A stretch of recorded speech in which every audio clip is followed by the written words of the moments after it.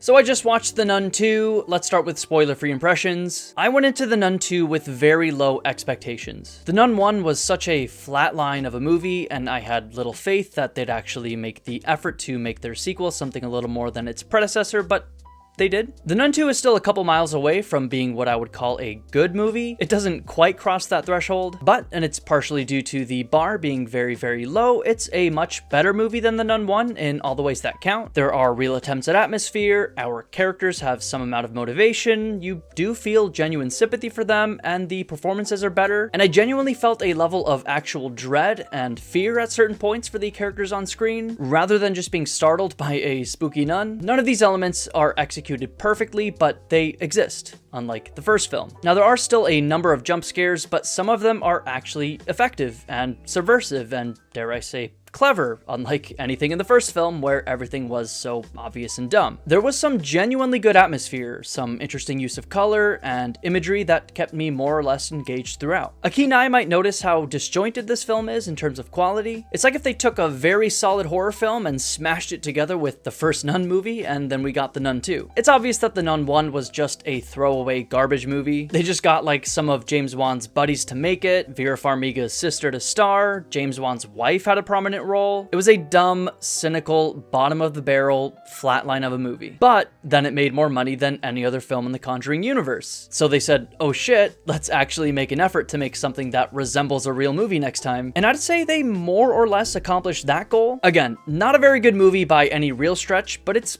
borderline competent. If you generally like watching horror films and want to watch a new one in the theaters for this Halloween season, I think this one is worth checking out, I guess. I think general audiences will like it. The theater I saw it in absolutely loved it. They were very vocal throughout the entire film, and then as the credits were rolling, they were whooping and hollering about how much they loved it. And I'm talking pretty much the whole mostly packed theater. I will say I chose to watch it in the AMC Dolby Theater, which features better picture quality and speakers, and I honestly will say that I didn't find it worth it. So if you're considering to see it in Dolby or IMAX, I'd say save your cash and see it in the regular picture format. On that note, I actually didn't really love the sound design in this movie. Some of it was okay, but there was such an emphasis on these guttural, crunching noises all over the place that I didn't think really worked. The score was also fairly underwhelming. Like I said, it felt like they took a good movie and a bad movie and squished them, almost like there were two writers and directors, which makes sense because the film actually had 3 credited screenwriters, a pet peeve of mine. So anyway, the movie's okay, go check it out if you want. Let's talk a little bit more spoilery. I think our characters took a pretty solid leap forward this time around, Frenchie especially. One of the problems with the first Nun film is that you don't really care about any of these characters in the slightest, and the film makes no earnest attempt to make you care about them. But here, Frenchie has a character. He has a little love interest thing going on, which creates some tension, which is good. He's trying to find his place in the world. Now, I'm not saying any of it was deep, but it's there, which is refreshing when comparing it to the first film. I actually liked Frenchie in this one. Sister Irene, played by Taissa Farmiga, actually felt a little underutilized, despite being ostensibly our lead character. This movie had so many additional characters, which ended up working toward its benefit overall, but I felt like she had less to do this time around. I did think she had a little subtle badassery in her character, a confidence that she didn't have the first time around, which makes sense. I guess you could call it character development. She sort of takes the Father Burke role in this one, with Burke being killed off screen, which I found a little weird, but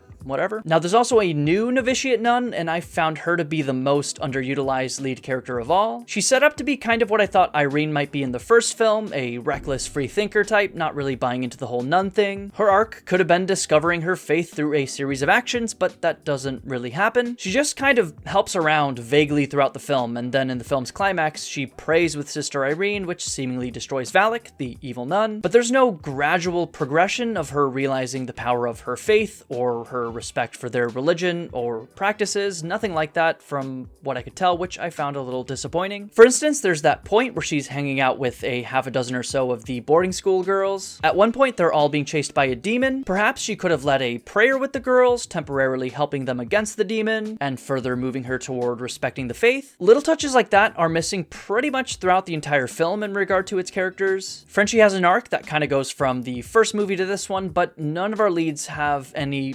interesting or particularly discernible arcs in this one. There also wasn't a particularly discernible theme in this film like the first. There are a lot of mentions about family and mothers, but the film doesn't really tie any of it together into an actual coherent theme. Frenchie kind of finds his family when he was sort of a vagabond in the first one, but again, it feels very half-baked. So what about the demon itself? One of my criticisms from the first movie is alleviated a little, namely in regard to who the demon kills, when she does it, why she does it, etc. There's some attempt at giving it a motivation. It doesn't all make total sense, but you can tell they tried. That's a recurring theme for my viewing of this film. They clearly tried to make a movie, unlike the first one, but when everything starts breaking down and Valak is in full murder mode, I don't know what powers she has, when she chooses to use them, why or why not. Like, she can teleport, set people on fire, all sorts of stuff. Do these powers have a cooldown? What exactly are her limits? These are the type of things that might be immersion breaking for some, including myself. One thing I found comical is when Black Phillip shows up in Giga Goat form, he can't seem to get through simple wooden doors. It's like the most muscular, horrifying demon from hell, but in 2 instances, it cannot break down a door. At one point, it's him versus like 6 10-year-old girls, and he just can't beat their overwhelming strength. Also, why was Irene able to resist the flames at the end, but the priest in the beginning, evidently also a descendant of St. Lucy, was burnt to a crisp? I don't know. I really don't want to play name the plot hole. There are a lot of question marks I had with the plot elements, which do bring the movie down some more. On that note, I was a little frustrated by the lack of anyone actually dying or getting seriously hurt. None of our main characters